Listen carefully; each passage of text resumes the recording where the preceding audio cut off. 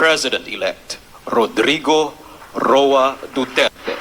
He was always a father figure, not only to me but to all of us. My special story about this is that when I had a miscarriage, he was very considerate and he was very concerned, and he let me to take time to rest and recover from the incident. He also tried to comfort me with his words and positive perspective. So I really appreciate it.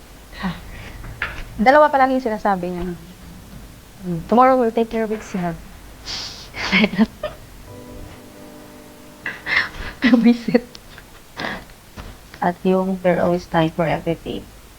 Na yung buhay talaga, may panahon. Minsan nasa taas ka, minsan nasa baba. Kaya, dapat maging humble ka lang talaga palagi. Marami kang tinuro sa amin na akala mo wala na, tumatak talaga. Na alam mo yung, palagi ko sinasabi, ikaw magiging, isa sa magiging highlight ng buhay ko. Thank you sa trust, sa pagbigay ng chance para mag-serve hindi lang sa iyo, pero sa Pilipinas din. Kayo po, Mayor, ay nakandun parati. Kahit wala po kayong kailangan sa amin, nandiyan kayo po. You will give us everything and expecting nothing in return. Yun po yung kitang-kita po sa inyo.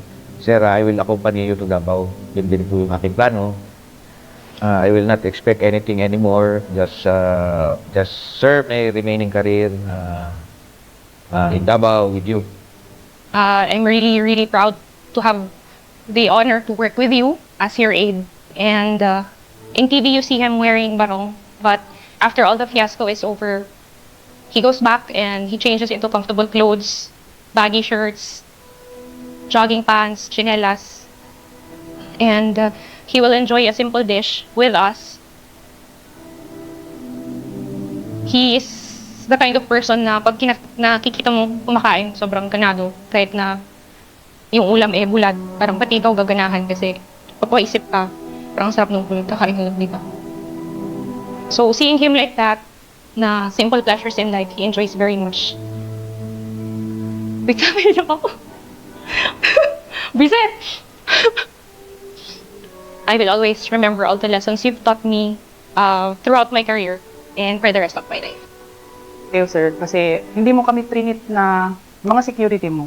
Yun lang talaga actually yung naka-ano sa amin na we were treated as part of your family. So, mahigit 5 taon po na nakasama ang ating Pangulo. Doon na palagi sa kanyang likod. Nakita kung gaano siya katapat sa ating bansa, sa mamamayang Pilipino.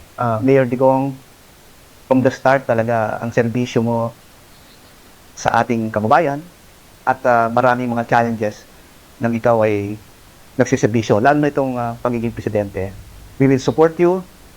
Sana makatrabaho kita ulit at nasa likod mo lang ako at aalalayan kita kung ano man ang plano mo para sa ating bayan.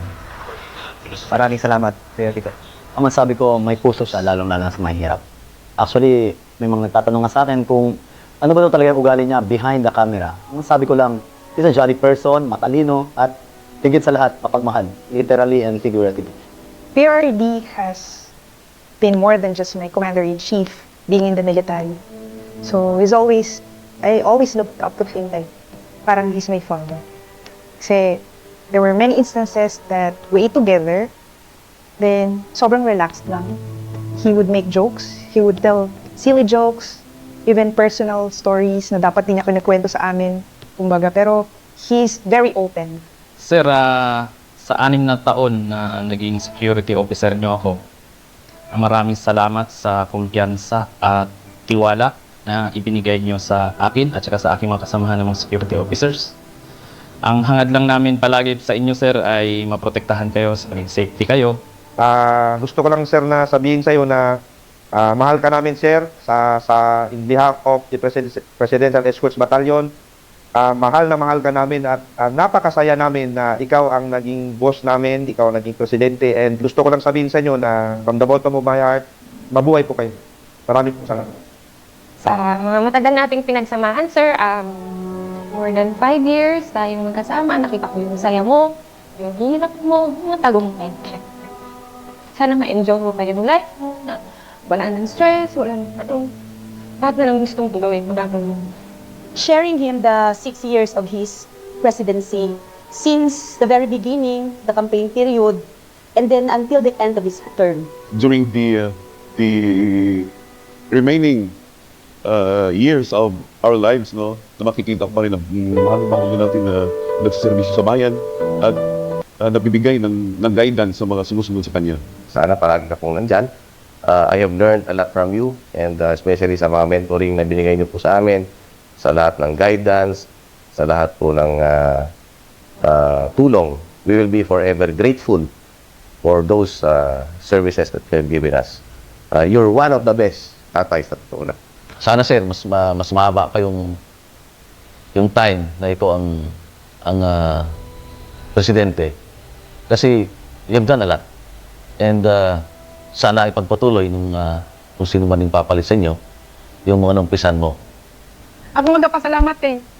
Nagatag ka sa amo. Hope, wala ka pala sa pero idol dito ka sir.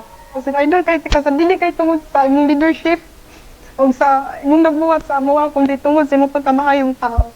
Naarami pa rin sir mag-support sa imo sir. Sana sir, hindi mo kami makalimutan kahit na hindi na kami mag-work for you.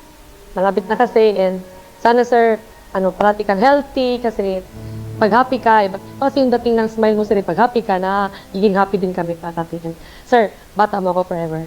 Para sa akin, isa sa natutunan ko kay PRRD ay yung pagiging mabait, pagbibigay respeto sa kanyang mga security. As commission officer, hindi ko po itong tularan at ma-apply ko po sa ating nasasatupad.